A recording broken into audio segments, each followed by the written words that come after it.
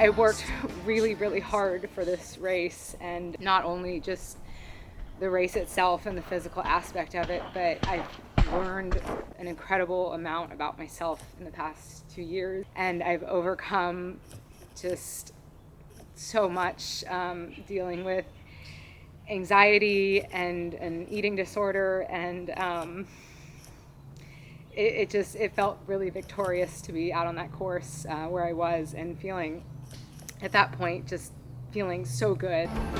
Let's get lost in translation, lost in translation.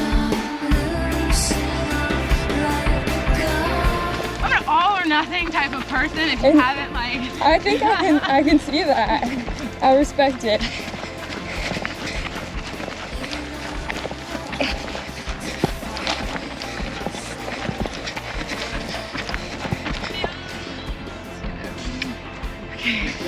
You got it, Laura.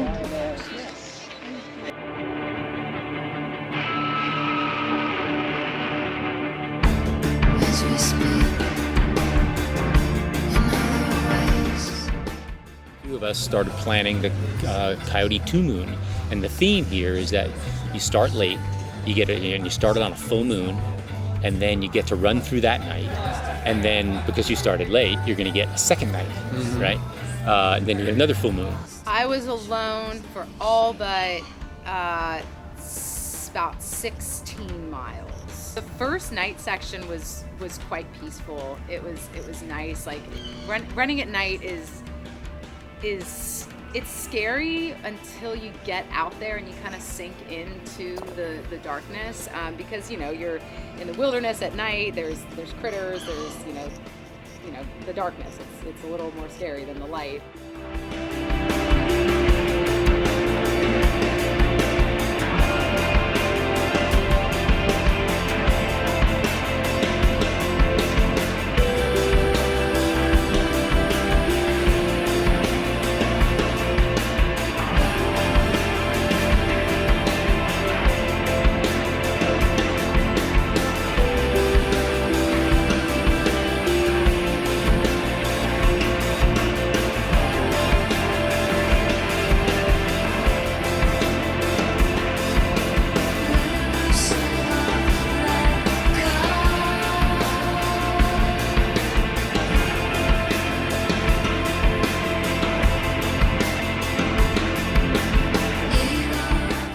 Once I got up to the ridge, that's when the weather really started to go south.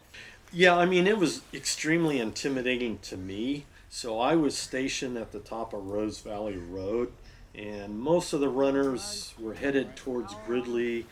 And what happened is the clouds of the fog moved in, and it was sitting right on the ground. There was a little bit of a breeze, which kind of cut through, made it a little bit colder. And then there was just relentless fog, and so it wasn't that bad. No, it was bad at that point. It was bad at that point.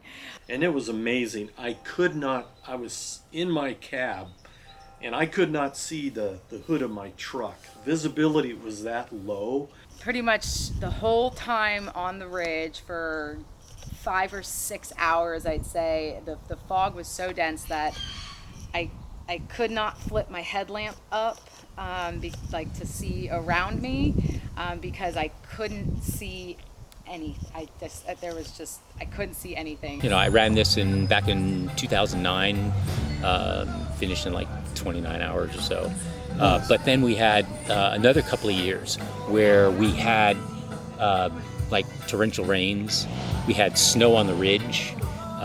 We had aid stations that were blown over by hurricane type winds, and then we had to shut down the race.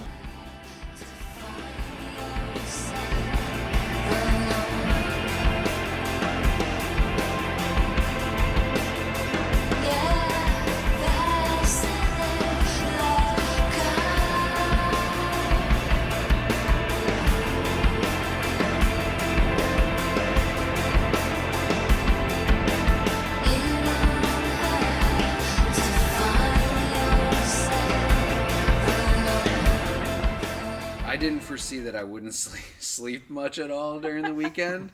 I had a feeling that the race would start and then I'd get some sleep and wake up in the morning and check in on things. I didn't realize that sending your friends out into the wilderness is going to bring some anxiety up. So that was unexpected, just the fact that I'd be obsessively checking the radios and my phones for where everybody is. I heard one comment from somebody who is really into mountain lions that he heard a mountain lion mating call way off in the distance. He was very attuned to that kind of thing. And I heard a couple people said they saw a snake, I don't think a rattlesnake, and otherwise there were no wildlife sightings really at all. You couldn't see. I was very just going to far in say, front of probably you. because he couldn't see as well.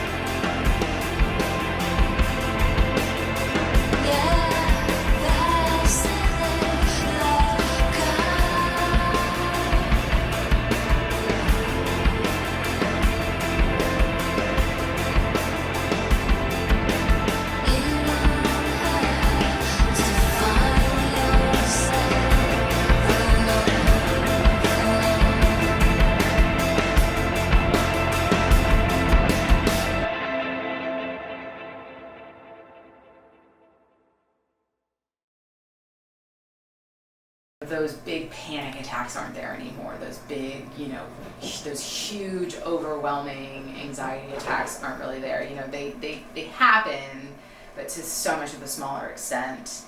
And there's an aspect of running that helps that, but then there's also an aspect of running where you can use it as a crutch for running away from your anxiety.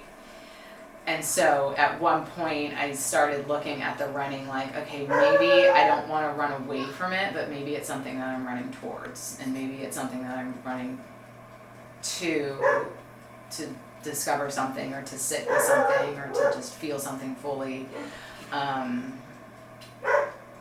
Yeah,